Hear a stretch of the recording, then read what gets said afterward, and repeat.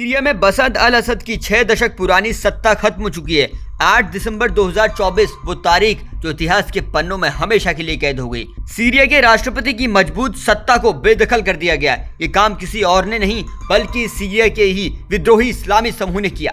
और अब तो इजराइल ने भी सीरिया में 100 से ज्यादा हवाई हमले कर दिए हैं। इजराइल ने सीरिया के हथियार सेंटर को निशाना बनाया है। दूसरी तरफ अमेरिका ने भी मध्य सीरिया में इस्लामिक स्टेट से जुड़े ठिकानों पर 100 से ज्यादा हवाई हमले कर दिए, जबकि तुर्की ने अमेरिकी समर्थित कुर्द बलों को निशाना बनाना शुरू किया है। इजरायली रक्षा मंत्री ने एक बयान में कहा कि उनकी सेना पूरे सीरिया में भारी रणनीतिक हथियारों को खत्म कर देगी, जिसमें सतह से हवा में मार करने वाली मिसाइलें, वायु रक्षा प्रणाली, सतह से सतह पर मार करने वाली मिसाइलें, क्रूज मिसाइलें, लंबी दूरी के रॉकेट और तटीय मिसाइलें शामिल हैं। दुनिया भर में एक सवाल है कि क्या असद के सत्ता से बेदखल होने का प्रभाव अरब देशों पर भी पड़ने वाला है। इस पर तमाम मुस्लिम देश क्या कह रहे हैं ये आपको बताते हैं। सऊदी अरब का कहना है वो सीरिया के साथ खड़ा रहेगा और शांति बहाल में मदद करेगा। वहीं यूएई में दो तरह से प्रतिक्रियाएं सामने आ रही हैं। कुछ लोग वहां असद की सत्ता के जाने का जश्न मना रहे हैं, कुछ लोग सीरिया के तख्तापलट के लिए उन्हीं को जिम्मेदार मान रहे हैं।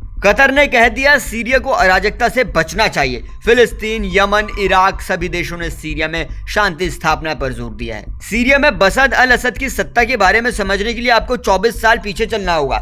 साल 2000 में बशर अल असद सत्ता में आए थे। उनकी पार्टी का नाम बात है, जो साल 1963 से राज कर रही थी। लेकिन कहा जाता है पिछले कुछ सालों में बशर के खिलाफ पब्लिक में गुस्सा था और बीते 8 दिसंबर को विद्रोहियों ने सीरिया की राजधानी दमिश्क पर कब्जा कर लिया।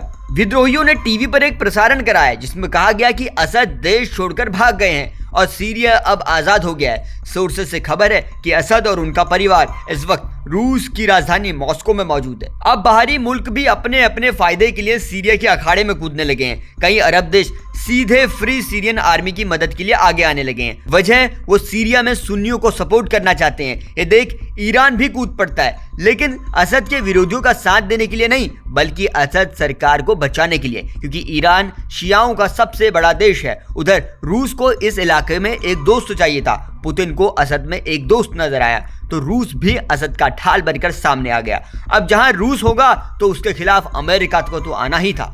और उधर इजराइल ने भी लगातार ताबड़तोड़ बमबारी शुरू कर रखी है। मिडिल ईस्ट के बाद अब सीरिया में तख्तापलट और दुनिया भर के देश इस पर दिलचस्पी ले रहे हैं। हम सबसे पहले आपको नया अपडेट देंगे, बस आप जुड़े रहिए जनसत्ता के साथ।